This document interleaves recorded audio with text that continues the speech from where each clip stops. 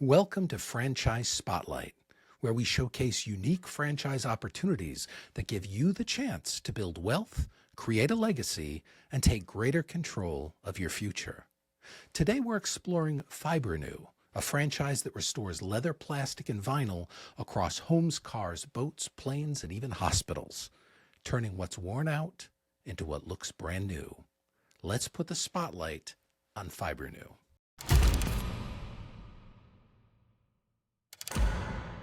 What is this meeting about? Am I muted? Can you see my screen? I think you're Wait, your camera's not on. Not only provide inverse reactors for use in Enough meetings, enough reports, enough being lost in this middle mediocre micromanage madness.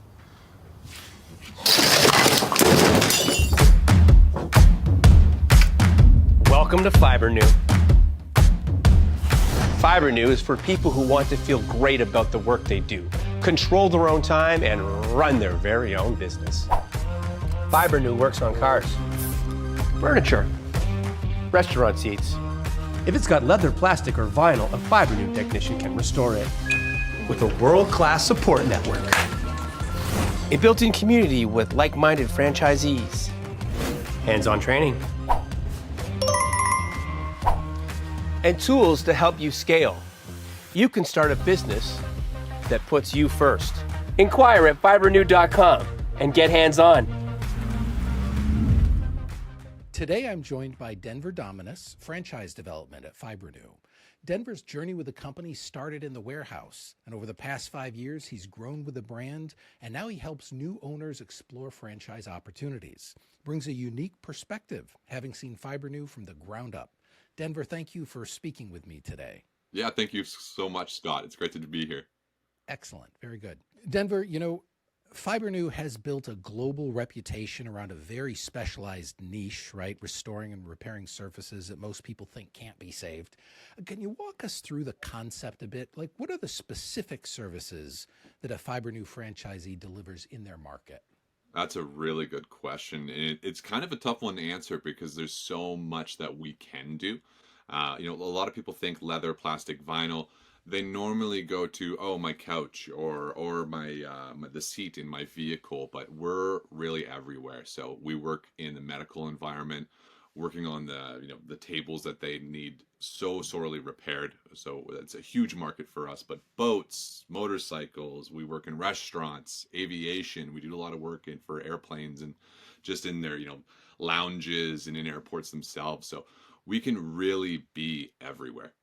All right. Anywhere there are surfaces that are leather, plastic, vinyl, upholstery, is that Yeah, the... yeah. Even in All right. construction materials, working with construction companies and vinyl siding or the PVC window repair where they might damage something when they're installing it.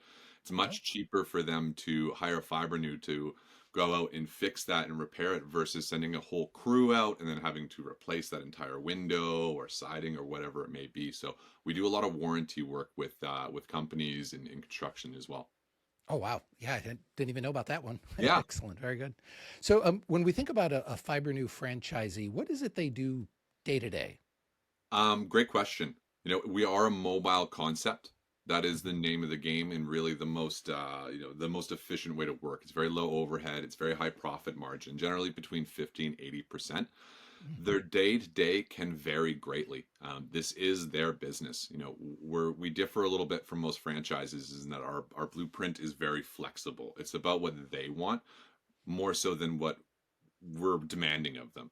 So if they want to be an owner operator and work 4 or 5 days a week, do it themselves, they're scheduling, they're invoicing, and they're going out and doing the work. Sounds like a lot, but they get to schedule their time. They get to schedule, how much they want to make, and they just go for it. And vacations as well. They can also scale up, infinitely. We don't have any penalties for scaling. It doesn't raise their fees. There's no technician fee that goes up with it. It's completely up to them. If they want to scale and take advantage of our flat rate fees, great. We're all for that. Then they're going to be more on the management side of things. They're managing their technicians and managing that day to day. But the actual work can vary. They could be on a boat one day. They can be at a car show the next. They could be working on an airplane the day after. Okay, very good. Thank you. You touched on it a bit as to what types of companies and people use the services of Fibrenew. But, the FDD, the franchise disclosure document, notes that you have both B2B channels, car dealers, body shops, right? Furniture retailers, planes, like you said, as well as direct residential customers. How do those segments kind of balance out for an owner? Do most Fibrenew franchisees do a blend of both, or do some specialize in one or the other? Talk a little bit about the customers. Yeah, of course. It is going to vary depending on where you're at, but we do build the territories to make sure that we have as much as we can of our 6 markets. So our 6 markets for everyone that's listening is automotive, residential, marine, aviation, commercial, and medical. Now, I would say the bulk of our franchises really like to be in commercial. It's kind of in an endless field, but there's a lot of segue. There's commercial aviation and there's commercial marine. So they like to generally be to the tune of about 80% of their business, maybe 70, 80. But we really like diversification. So, I always just say, don't turn down the phone call from residential or automotive or whatever it may be. It's still going to pay the same. It might not be your bread and butter. People like to go out of things that are going to grow, and in their area, it might be commercial, or if you're by the water, marine's a huge industry. Obviously, if you're by the water, don't turn down that medical gig that might come your way. And then it takes different shapes. We have people that almost solely rely on the residential because maybe they live in high wealth areas where they're working for millionaire, billionaire types, and that's a good client to go after. So that's their bread. So really, it's what do you want to make of it? Okay, no, very good. So you have the 6 markets defined, and that the franchisee can really make the most and double down on any one of them. But it's a good idea for them to diversify as they go. Yeah, we like to see that. Good. Now, when I think about repair and restoration, 2 themes come to mind: eco-friendly and cost-saving, right? And those 2 messages seem to resonate pretty strongly today. What makes Fibrenew stand out compared to, say, local upholstery shops or maybe other competitors, doing repair work in like marine repair competitors or auto repair competitors that also do, material work like this? Sure. Number one, I would say, would be the products and the training that we offer. I'm not shy about saying it. We've been doing it for nearly 40 years. We're the best in the industry at what we do. And we put a lot of time and energy into our products. So we're not a company that is just resting on our successes saying, it's good enough. No, we're constantly upgrading. If there is a way to make it better, we're going to, whether that be, us coming up with it ourselves, or a franchisee coming and saying, hey, I thought about this, right? Great. Let's add it to the inventory. Let's upgrade that product, whatever it may be. Mobile really is convenient, especially the ones that you mentioned, marine. It's a lot easier to go to a boat than have a boat come to you. So that convenience factor plays out huge. And then the other one is full-on upholstery. Usually we can get to it before it requires full-on reupholstery. And that's going to save them a lot of money. So we can be that go-between. Nice. Okay. No, that's very helpful. Thank you, Denver. Let's talk a little bit more about the environmental angle, right? Reducing waste. How does that factor into the brand story? When a Fibrenew franchisee starts their business, how is helping the environment a thing? Like, how does that fit in? Well, for one thing, we make a green effort at the head office in the warehouse. We use green materials. All of our products water-based. It can be, I don't know why anybody would flush their product down a sink, but you could if you wanted to. So Okay. non-toxic. It's safe for people to use. You don't have to worry about poisoning yourself or the people around you. But it's kind of a funny thing because in the past, we never really saw ourselves as a green company. At least that wasn't the initiative. It was only over time that we realized really what kind of a gold mine we had with the green concept. And it's really simple. It's just we repair things instead of people having to replace them or throw them away. So last year alone, we saved 91,000 dumpster bins from going into landfills. Wow. So it's nice. a pretty simple concept. Just by the nature of what we're doing, we're being green. So Hmm. it's great for franchisees. They can market towards that without having to spend any money to be green. Hmm. Yeah, no, it's naturally a green thing, repair Yeah, instead of yeah. replace. Yes, very good. Love it. Now, when it comes to the types of people who succeed here with Fibrenew, and I know it looks like you don't necessarily need any kind of trades background to No. succeed here, but what qualities or skills do your top franchisees share? That's a really great question. They come from a very, very different background. They're all over. We have pilots and we have mechanics and we have doctors. We have every kind of person. Personality wise, we're looking for people that are friendly. We take care of a lot of the social media marketing for them. They can Okay. get involved if that's a skill set, but otherwise we'll take care of it. The big difference is people that can get out there and with a brochure, go to a restaurant and say, hey, I can repair your booth for 1/3 the cost of replacement. Call me when you need me. Leave a before and after photo and a card. So friendly people more than Hmm. anything, and it's a fun thing to talk about because we have shy franchisees, we have very outwardly excitable franchisees. Hmm. So it's a unique thing because well, I'll use an example. I was walking a gentleman through the process, and he was a quieter type. And during the process, he was like, I don't know if I can do the marketing. I said, why not? He's like, well, I went and I spoke to a car dealership. And then I spoke to a restaurant, and then he listed off about 10 people or 10 businesses that he had already gone to and sort of canvassed. And he's like, yeah, I mean, about 7 out of the 10 said that they would use this service, but I don't know if I can do the sell. And I went, you're already doing it. You just did it. Yeah. You just did it. And Yeah. he's like, oh, okay. So you don't have to be Mr. Showman Yeah. to be a franchisee, but you do have to get out there and just give a 2-second pitch and be friendly. Hmm. Ultimately, we're in the business of helping people, Hmm. whether that being a cosmetic and getting maybe a cherished family heirloom. We've done work on World War II jackets and everything Oh like that, my. restoring Okay. them. Or it could Yeah. just be saving people some hard-earned cash, but helping them is number one. So we can train anybody as long as you have that desire to get out there and help people. Hmm. Okay, no, thank you. That's pretty helpful. So a lot of different types of people can succeed as a franchisee of Fibrenew. Yeah. Would you find there's anybody who's not a good fit? Like, are there certain types of people who should just say, you know what, I'm going to self-select out of this one? Sure, sure. I would say probably the biggest one is these are independent franchises. This is a business that you run and operate it, and you can run it however you want. But we're not a company that's going to do everything for you. We have the keys, we have the blueprint, we have the support.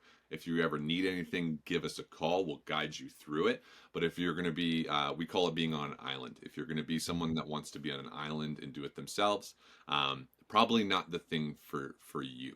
So give us a call, let us help you, and then you're going to be doing it by yourself or on your own with our team. So it sounds a little kind of convoluted there, but Well, no. I mean, I would say people that want to that want to shut down or just want it taken care of it, for them, yeah. are not going to be a right fit. Yeah, so they have to be willing to ask for help when Yes, when it comes to knowing how to deliver the service, but B, then they have to also do the work. There's no team coming in to do the work from headquarters exactly. for them, Yeah. right? So And driving demand, finding those customers, making the calls on the dealerships and the hospitals and the restaurants. They have to be willing to do that work. There's no central office team doing that for them. exactly, Yeah. exactly. Okay. You should come over on the Fibrenew side eventually. There we go. No, but a great example is a franchisee that we had a couple of. He's within about a year of owning, and he had an uncharacteristically slow start. Normally, they hit the ground really running with jobs right away, and he just didn't have that much work coming in right away for some reason. But he listened to support when he called and said, "Hey, I'm not necessarily getting the work that I want right out of the gate. It was do these things, market this way, follow this path." And he went from one of our slowest starts that we've ever seen to one of our fastest starts that we've ever seen in the following, 7, 8 months. He's done incredible things over the first year. But it started weird. But yeah, listen, and use the blueprint. All right. So be humble enough to use the blueprint and be humble enough to ask for help, Yeah. but get out there to and be a driver to do the work. Okay, Yeah, what an that's good. oxymoron that is. Yeah. Well, it can be done. There's 300 or so of them. Yeah, right. You've got several franchisees, very successful. So it's good. Now, Fibrenew is a mobile service, often home based, right? It changes the cost structure compared to a fixed retail location. So, what does ownership typically look like? I mean, you mentioned that you have some who are hands-on operators, some manage small teams. I mean, do you have true investment or executive manage the manager types, or is there usually the owner? Like, what roles the owner usually playing? All of the above. So I'll give you three examples of some franchisees that we have. One being Steve Geddes in Kelowna. So he's a business builder. He comes from a background of marketing and he's very strategic. So he purchased a business about 7 years ago, and he's grown that into one of our largest franchises. Nowadays, he's a manager. He's directing people. He's finding business. That's his role as an owner. He started out owner operator like everybody else. And then we have Al in Ontario. He's got, roughly about 17-ish employees. He's got multiple vans on the road. He's got a similarly scaled up business to Steve. But Al, every morning he gets up and he's going out and doing the work because that's what Al likes to do. Every time I call him, every time I talk to him, he's on the road, and that's the way that he likes it. And then there's Bill in Chicago, and Bill's got one technician. He does very, very well, and it's a little bit of a hybrid. He likes doing the work, but he likes having that technician. It's very efficient for him. They actually go out on the road together and do the work as a unit, so it's highly, highly efficient. They get jobs done quick. And that's the way that he likes it. He's a little bit of a combo there. So it's really however you want to structure it, be goal orientated and go for it. But you're generally going to be hands-on for that first year. Okay. And I think that's an important distinction to make, Denver, and I appreciate you calling that out. This is probably not the type of concept for somebody who's like, I just want to take some money, put it in, hire somebody, and let somebody run this for me. Yeah. To start out, you really need to be in it and on it. You do, yeah. It's a very niche industry, and the owners need to understand. Even if it is their goal to be that sort of hands off, they need to understand what their technicians are going through, and the industry itself. Even if you're a great business owner, it's a very niche industry. Okay. No, thank you. That's helpful. Now, again, I had read that Fibrenew has around 300 franchises across several countries, U.S., Canada, and beyond. Right? Yeah. Where are you seeing the strongest demand for new franchisees today? And let's narrow it to the U.S., which is where my audience is. Right? Sure. So when you look across the U.S., where are you seeing strong demand? We like all. We always see significant growth in big cities, places like anywhere in Texas. Eastern Seaboard is seeing a lot of growth right now, which is really, really nice. And we're seeing some, actually on both coasts. California is growing at a nice rate as well. We have plenty of room for growth. So even though we have over 300 franchises, we're only just under halfway, filled as far as territories. Okay. But you brought up rural, and that's a really good thing to talk about as well. Is we're one of the few that can be very successful in rural territories. I actually find that it's in more of a demand in rural areas because costs of doing this stuff really goes up. So when you think about somewhere that's 100 miles away from any major city, delivery services are going to go up. They're less likely to have an upholsterer or anything like that on a local level. Everything is just going to rise for it. So we tend to do very, very well in rural. Oh, nice. That's great. Now, talk a little bit about the territories. Are these protected or exclusive type territories? Do you have a lot of overlap in a territory? Multiple, Fibrenew franchisees covering the same geography? How does it look? They are protected.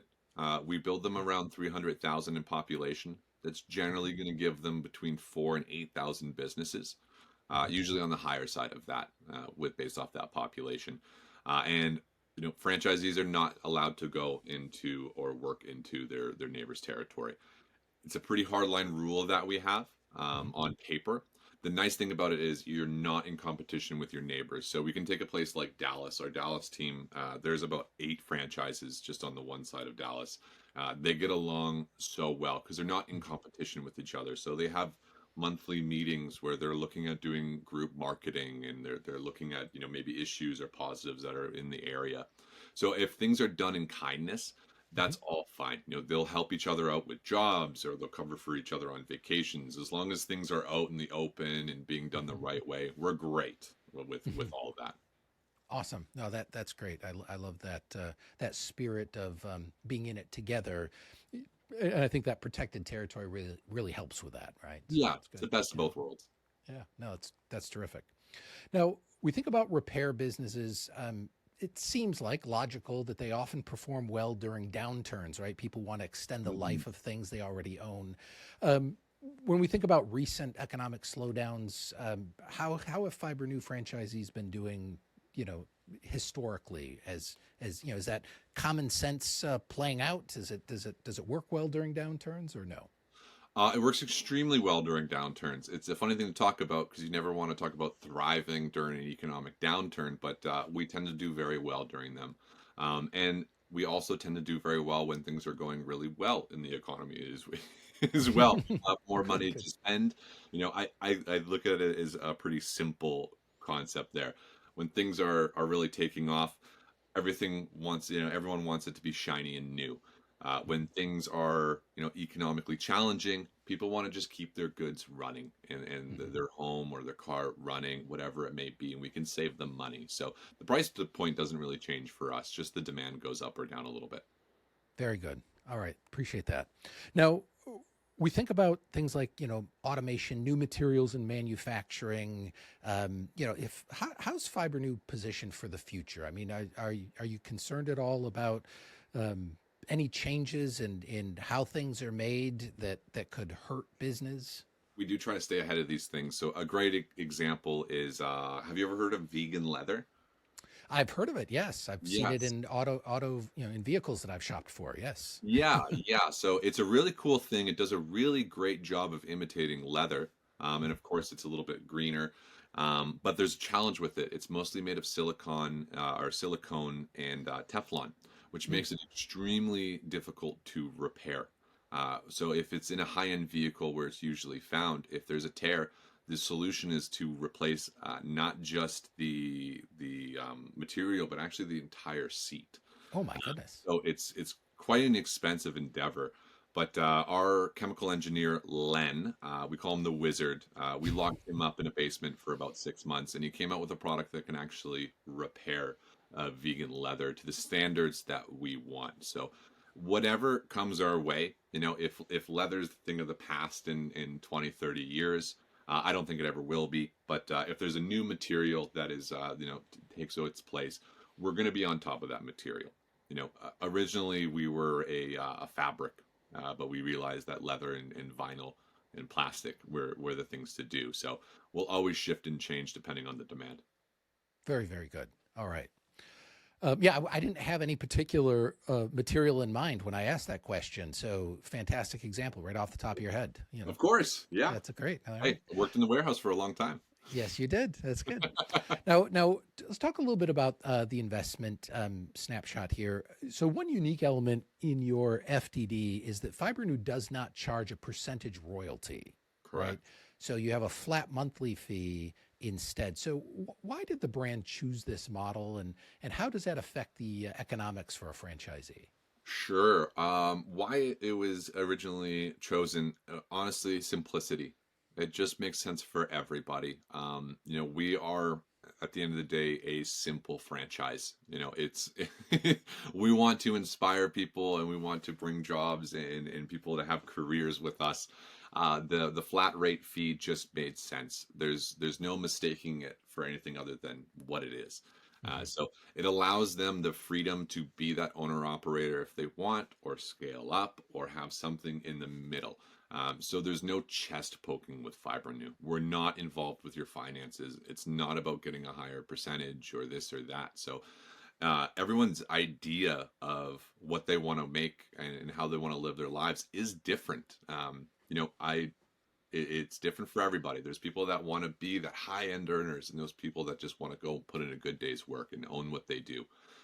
We can be that for both those people. Awesome. No, that's a good answer. And I think, ultimately, to your point, the rates, the royalty rates, that flat rate is so reasonable that, like you said, people who just want to do a good job, they can still, make a living wage, take care of their family, be the owner operator. And those that really want to grow and scale multiple vehicles, multiple technicians, whatever it is, really it incentivizes them because there's no penalty for success. Exactly. Right? Yeah. And no penalties for hiring technicians or anything else. Love it. That's Here's great. the tools. Do what you want. We're here to help along the way. Awesome. Now, royalties, though, in any franchise, royalties and ongoing fees are usually a direct indicator of the type of support you get ongoing, right? Training and ongoing technical support. These are key to franchisees. So talk to us a little bit about what types of support franchisees get from Fibrenew. Like, what does onboarding look like from training to the first customers, and maybe after you've launched, what kind of support can you expect? Sure. Well, we'll walk you through all of onboarding through our. We have a platform specifically for that. That's a whole guided thing that our onboarding expert Lydia and a few others will really just help you through that. During that process, we're educating you. So there's going to be people that are reaching out about marketing and setting this up or setting that up and preparing you mentally for ownership. Again, since it's a simplistic business format, it's not the biggest rocket science. You're busy during the onboarding, but it gives you a lot of space for actually learning. A lot of the franchisees will actually start marketing during that time as well. So they'll start going knocking on doors and talking to restaurants and wherever they want to market towards. Once they're started, I love our support. So we keep it, and again, this is a theme, we can keep it simple. So our support staff is either active franchises or retired franchises. There's over 100 years of experience between all of them. You just call. We don't have call centers. We don't have this or that. There's no waiting lines or anything. It could end up being your neighbor. You just call them, and it's a matter of what's your issue? Is it marketing based, or is it you're trying to attack a certain market, or you need help on a repair? It doesn't matter. They're going to help you. So simplicity, name of the game. All right. Yeah, that seems to be a theme on every one of these questions. Keeping it simple. I think that's good. Yeah. Very good. Yeah. Now, again, with Fibrenew, we're not just fixing furniture. We're not just fixing car interiors, whatnot. Really, we're saving customers thousands. The value proposition isn't just the repair; it is the savings you get while also creating these recurring commercial relationships for repeat business. Right. So, what factors make this a strong business model for the long term? Like, if somebody starts a Fibrenew franchise, this is a long-term commitment they're making to this business. Why would this make a strong business model for them long term? Sure, that's a great question. Our reputation is fantastic. Again, we've been doing this for about 40 years, and we know what we're doing very well. So, we are the best in the industry at this. We have over 10,000 five-star reviews. So, you look online, you're going to see nothing but glowing reviews for our franchises. Those long-term relationships that you build, and this is why most people like to be in that commercial space as well, is those are repeatable tickets. You're working for a restaurant that's getting a lot of foot traffic. You're working in a gym where there's so many people coming in and out every day. Like you just mentioned, you're saving them money. So people aren't looking at it as a cost spending. They're looking at it as a cost saving. So there's really no end to how awesome that is and how much work they can get from it. All right. No, that's great. Now, in order to have a strong business, some people, I think about people coming from corporate America who are thinking about exiting corporate and starting a business of their own. Some of these have very high salaries to replace. Sure. Would they need to have like multiple territories in order to replace some of these large six-figure incomes? Like what should they be thinking about? Is this even an option for someone who needs a multiple six-figure income? Is it even Yeah, yeah. possible? It's absolutely an option. Really, what it comes down to is committing to it and working the territory. You do not need to be a multi-unit owner to make that kind of money. You just need to commit to marketing, joining a local chamber of commerce or business group, and really putting time to going and getting new clients and going into that airport or going into that dental office or whatever it may be. Um, that is truly the key. Again, it's simple. Go out and hand some brochures. You would be amazed about how much repeat clientele you're going to build. Um, but one of our biggest owners, Steve, again, he actually is here in Canada, and his population is only 180,000 people. Oh Uh, my. Yes, very small. As you know, Canada is quite a smaller population, so Mhm. he does a lot of big business with that small population. So there is no need to, in my opinion, we do have Mhm. multiple unit owners, but it's usually for very specific reasons. It's people bringing family and or a friend that they're helping manage that territory. Very, very good. All right. No, thank you for that, because Of that's an course. important consideration. Is how they're building this business and what makes it attractive, right? Yeah, yeah. So yeah. So It's sorry, I'll just add one more thing. It's yeah, please do. I think the important thing is it's not a you need to purchase more from us to make more money. It is use the support of the other franchisees and build that within your territory. Mhm. No, I think that's a great message.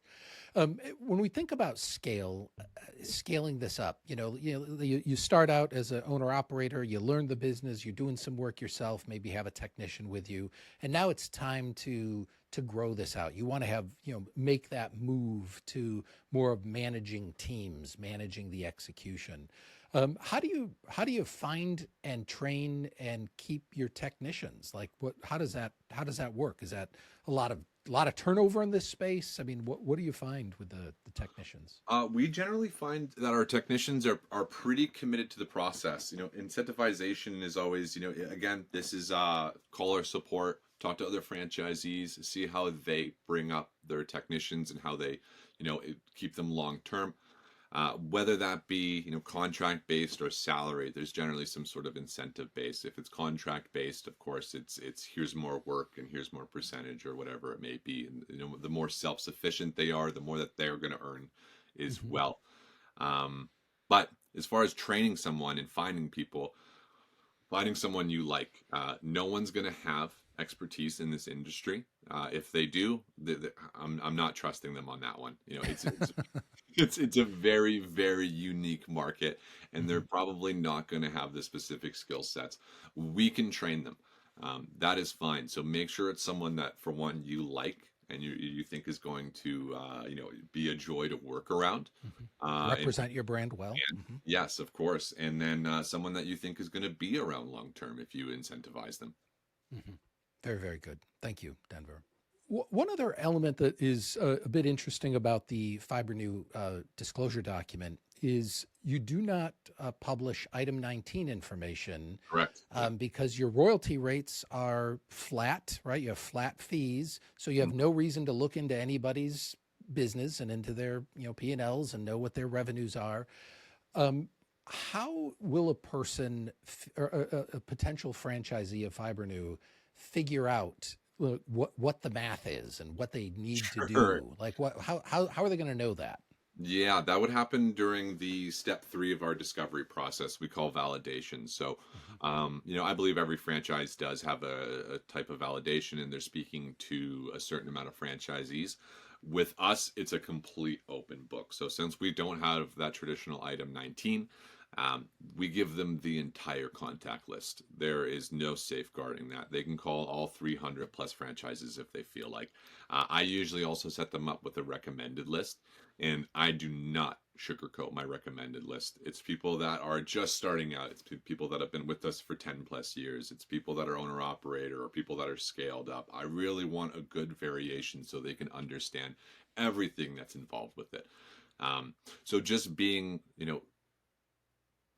they have it, this is on them to really research and call people and ask about finances and Mhm. everything else. But I like it because it doesn't turn into an average. It's a real world applicant of what the franchisees are actually making. Very good. Yeah, I think it's really important to call out too, because just because there's no item 19 published in the FDD, there's no red flag there, right? This is, Yeah. the data is available. It's an open book. It's through validation. Mhm. But again, it makes sense as to why you're not looking into those numbers, why you're not reporting on those numbers. But again, it does require the person exploring this to do a little extra legwork and ask those questions during Yeah. validation. Yeah. I've only grown, of course, I've only been with Fibrenew. So for me, I can't imagine another way. The fact that they can speak to anybody, and I encourage them. We require at least 7 conversations, but I encourage them to talk to 25, talk to 30, talk to 40 if you can. The more the merrier, which is Mhm. great. They're going to get so much information. So yeah, I find it to be, to me, I love it. To me, it's the way to go. Awesome. No, thank you. So as we wrap up here, candidates often want one clear thing to remember, right? They're like, okay, I just listened to 20 minutes of this. If there's one takeaway someone should have after, hearing us talk about Fibrenew, what would you like them to remember and take away about this concept?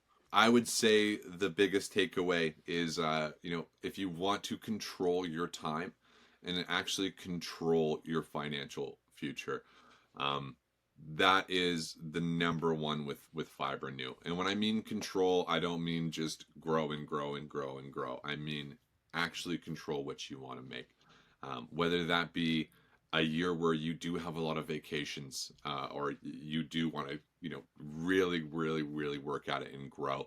That is totally your choice. There is no chest poking with Fibrenew. It is about your happiness above everything else. Outstanding. Denver, thank you so much for taking time with me today. I'm really happy to put a spotlight on Fibrenew. I think it's an exciting opportunity. It's one of those rare opportunities where there's a lot of people doing it. There's a tremendous amount of validation. People can do really well with it if they take ownership of it. And the investment side of things, as they'll learn as they go through a due diligence process with you, this is not a heavy lift, right, from an investment standpoint either. Yeah, So, yeah, we're considered a yeah, low-cost franchise. that's great. Yeah. Thank you, Denver. Thank you so much. Did this spotlight spark your curiosity? Are you wondering how this opportunity could fit your future? Well, book a no-cost, no obligation 20-minute conversation with me, and let's explore it together.